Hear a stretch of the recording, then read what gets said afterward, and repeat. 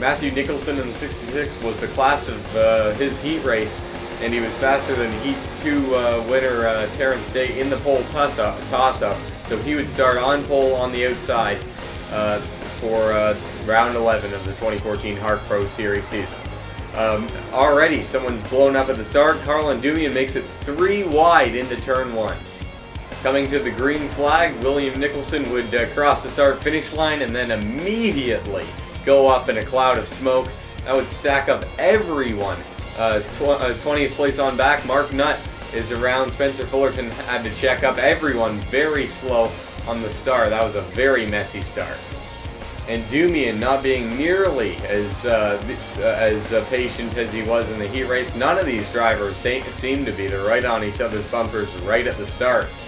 It seems Matthew Nicholson gets out to an early lead. Terrence Day still right on his bumper. Alex Allen moves up into 3rd position after Carl Endumian had to check up to avoid crashing in that turn. Coming through McLean's, we are 3 wide for 4th place. Matthew Stringer, TJ Dent, and Carl Endumian still going at it here. A lot of beating and banging going on. TJ Dent and Matthew Stringer get together there. Luko Brovac right on the bumper of those guys as well. Some pretty exciting racing to start the day off here at Donington Park.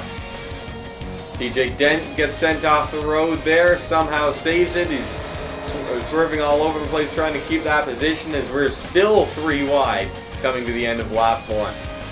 Skylar Dixon in the 96 would get turned by Kyle Sosnowski coming out of McLean's. He would go for a quick spin but would continue on. The caution is not out.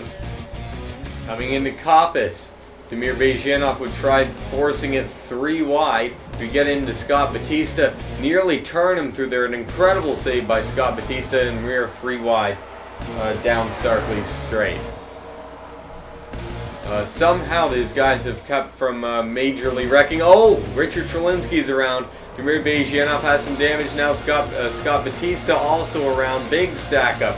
Now everyone 25th on back or so now stacked up in a 3 wide group. That's not safe. There's no way that did not bring them to caution. The caution somehow still not out. Probably just for how slow speed it is. They're still 3 wide as we come down through Hollywood. Oh, contact is made. Richard Trelinsky's up in the air. Spencer Fullerton, Pichu London, Tyler Thaber, Kyle Sosnowski, Mark Nutt, and Ilya Bonarenko off the road. That is going to bring out a caution. Richard Trelinsky would lodge himself in the tire barriers and end up upside down on the other side of the wall somehow. Up ahead we have more trouble. Michael King gets into the back of Paul Swanson. He slides back on the course right in front of Ty Dent and they go hard into the wall. Both of these drivers would go out of the race from this. Coming to the caution flag, Alex Allen would dive it into Goddard's. And on the exit he would have get a nice run off and Alex would take 2nd place. Under this caution, a lot of the leaders would decide to come onto pit road. I don't know why they're doing this. I mean, I can't see them making it to the end on the fuel they pick up from this stop.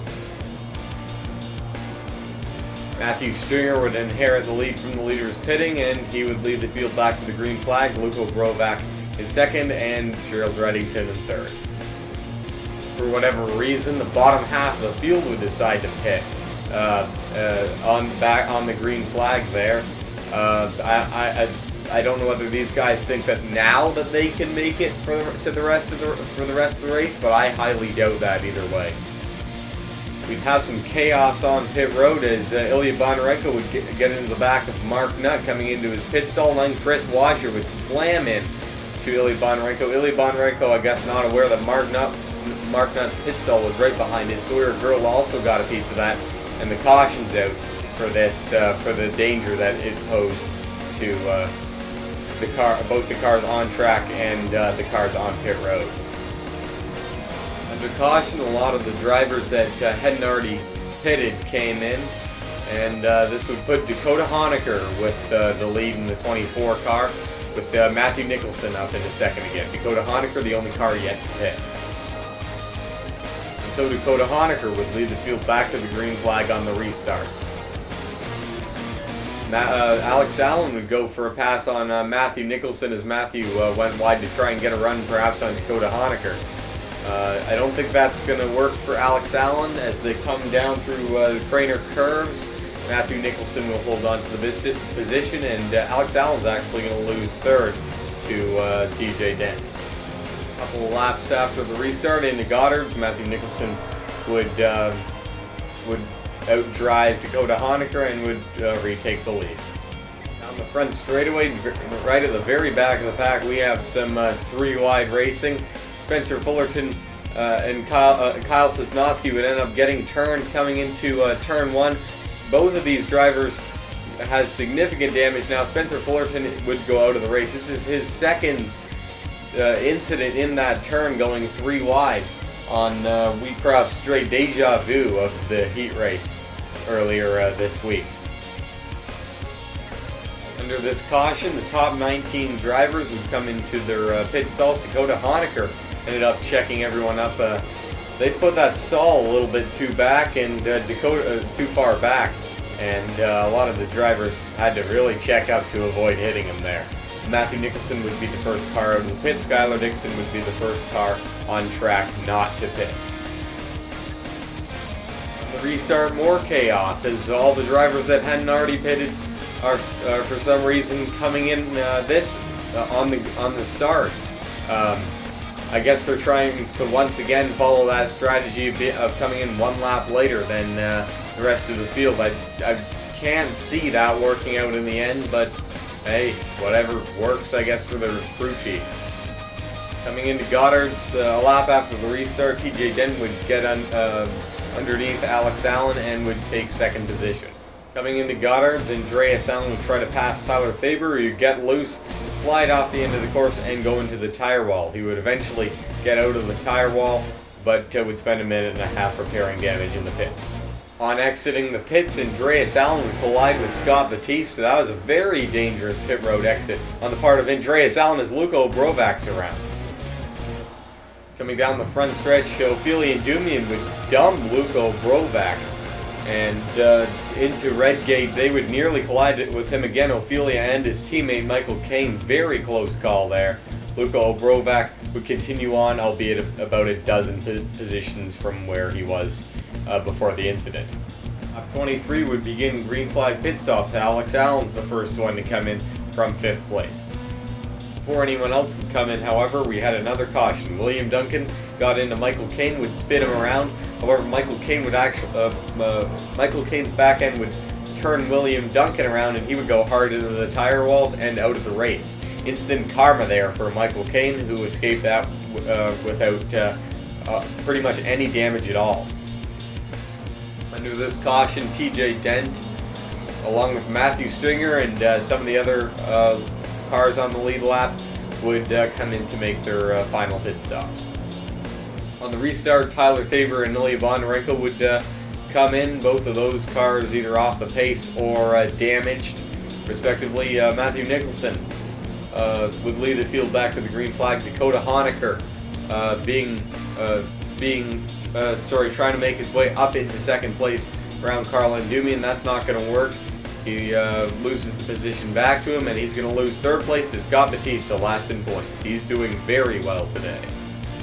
Cautions sure have bred cautions today. Gerald Reddington would get into Mike Doan, who would slide up the track into Ophelia Dumian, and she would go hard into the tire wall and out of the race. So far this race, Dakota Honaker hasn't made his pit stop, and Dakota would choose to do so right on the restart as he is out of fuel with just 11 laps to go. Impressive that he was able to stretch it that far. Scott Batista gets into Carlin Dumian. They nearly slide off the course. Carlin Dumian tried to get around on the outside of Matthew Nicholson. Nothing could be done there. Matthew Nicholson holds on to the lead. He's certainly going to be have led the most laps of this race. London would make it 3 wide into Redgate, and that would turn Alex Tanker off the corner. He would continue without any damage. Coming down into Goddard's, coming to 10 laps to go, Carlin Dumian would outbreak Matthew Nicholson, and Carlin Dumian would take the lead. This is the first time he's been up in the lead this race as Terrence stays way off into the grass. but he will continue on all right. He was very lucky to save that car. Dakota Honecker's back into the pits once again. He must have choked his engine or something, because they keep trying to do small repairs on it, but keep him on the lead lap. Coming into McLean's, we have a big stack up. Luko Brovac runs wide, slides back on the track. Johnny Appleseed was right there being squeezed by Luke Walker, and both go for a spin. Luko Brovac picked up some right side damage. Johnny got some rear end damage. Both continued on, and no caution was flown. Dakota Honecker his motor has completely gone. He must have just like choked that engine to death running it on that low fuel, and he is currently limping back to the pits. We come through Goddard's. Carl and Dumian would come up on the slow car of Dakota Honecker. Get out of the way! Matthew Nicholson would slam into the back of him, would hit him to show his discontent, and we are 4 wide. Luckily, the caution has been flown for this. That could have been a real mess if they didn't do that, and I think they made the right decision. Matthew Nicholson has, however, lost a position. Carl and Dumian would lead the field back to the restart with just 6 laps to go. This is the first completely clean restart we have had so far this race. No cars into the pits. Everyone in a straight line. No one slowing. It's been a chaotic race, and I can guarantee you the action is certainly not done yet, as James O'Shea has made his way back up into second for the first time this race. Goddard seems to be the main passing place for this race. James O'Shea overtakes Carl and Dumian. Coming out of Goddard's onto the Wheatcroft straight, he will become, I think, the 4th different leader of this race. With 2 laps to go, James O'Shea still has the lead. Oh, he has to come into the pits for the 2nd straight year in a row. Donington Park has turned into a bit of a fuel mileage race. Michael Caine also in. Meanwhile, Gerald Reddington was going for a 3rd. He slid off the course and into the tire wall. That's his day done. Gerald Reddington was having a great day, and it just went down the toilet in a hurry for him. Just outside the top 10, there's a pretty large pack battling for position. Johnny Finguy just turned Matthew Stringer down into the inside wall. He spins back up the track. Look out. Oh, Andreas Allen and Alex Tanker nowhere to go there. Damir Bezhyanov's crashed up ahead. There's another crash further up the track.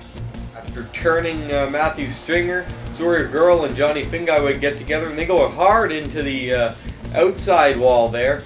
Johnny Finguy would slide back on course right in front of our points leader, Damir Bezhyanov, who took a wild ride down into the outside wall there.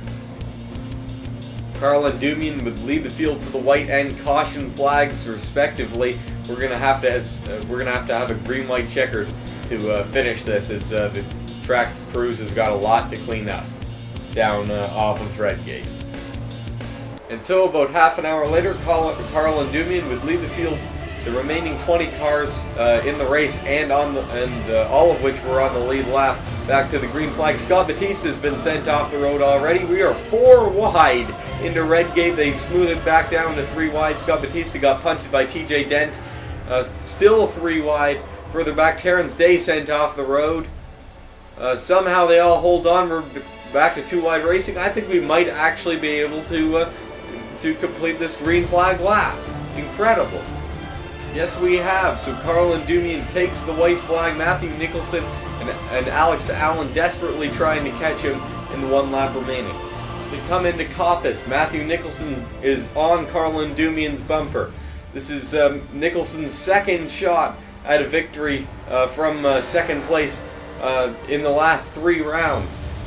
He's going to dive it in there in Goddard's. I can guarantee it. He does. Can he get a run off of the corner? Carl and Dumian has to check up a little bit.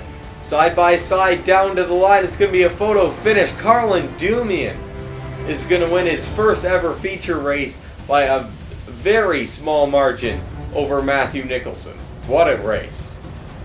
Sure enough, Matthew Nicholson would come across the line in second, just 19 thousandths of a second behind Carl and Dumian, the closest finish of the season, I think, at least at a feature, and for certain the closest ever at a road course.